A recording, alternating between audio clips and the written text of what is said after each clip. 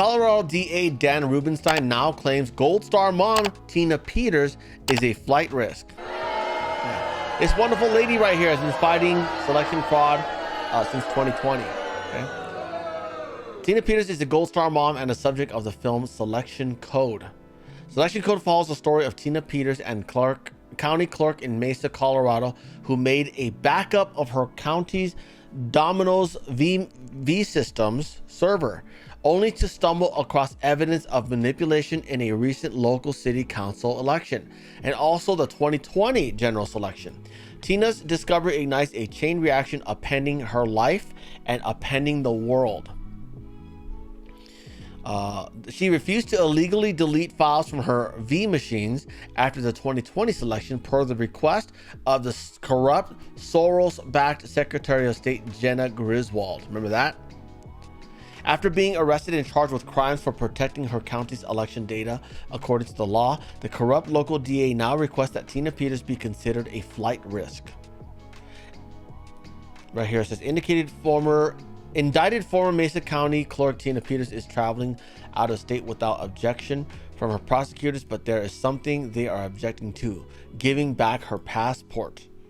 In a motion filed earlier this week by Peters' new attorney, Douglas Richards, the embattled former clerk, wants to have her passport given back to her so she can enroll in the TSA pre-check program, which allows frequent flyers to get through airport security faster. The defendant in, oh yeah, I remember the TSA thing. That trafficker out of Denver was bragging about, oh my God, I got my TSA, so I don't have to go to security check. Oh my God, yeah. She allegedly lives in she lives in a high-rise luxury condo with a brand new Mercedes ML, allegedly by teaching yoga and being a troubled youth counselor. Okay, you teach yoga so that you can spot women with bruises in various stages of healing, because they are in abusive relationships and those are the easiest ones for you to traffic. Okay, and then you're a troubled youth counselor because you want to encourage kids to run away, so you can rent them out and park them out for organs, right? One or the other. So yeah, you can get your TSA. Oh my God, I got my TSA. I can traffic anything I want. The defendant in the process is enrolling in TSA PreCheck, and during her interview with Homeland Security was advised to present her valid passport for verification and enrollment. But in his objections to that request, 21st Judicial District Attorney Dan Rubenstein says there is no such requirement. TSA PreCheck is a convenience for travel, not a necessity.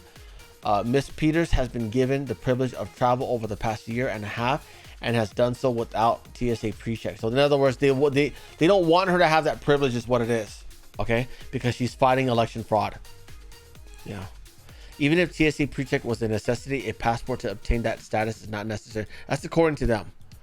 According to the TSA, a passport can be used to enroll in a program, but so can a valid Colorado driver's license. The required documents are a photo ID and proof of citizenship. Probably meaning the real ID, which takes a biometric image of your face. Rubenstein, so now she can't avoid that, right? She has to use she can't use her passport anymore. Rubenstein, who is the lead prosecutor in criminal charges against Peters over election tampering and other alleged crimes, said his reasoning behind requesting District Judge Matthew Barrett to reject the request is because recent indictments against DT on his one-time private attorney Rudy Giuliani and 17 others in Georgia have altered the landscape. Earlier this week, prosecutors in Georgia filed numerous charges against DT. We already know about that. TSA officials on August 19th and promises to return it the same day. Okay, anyways. Yeah, so that's what she's going through. Bless her. Good luck to her.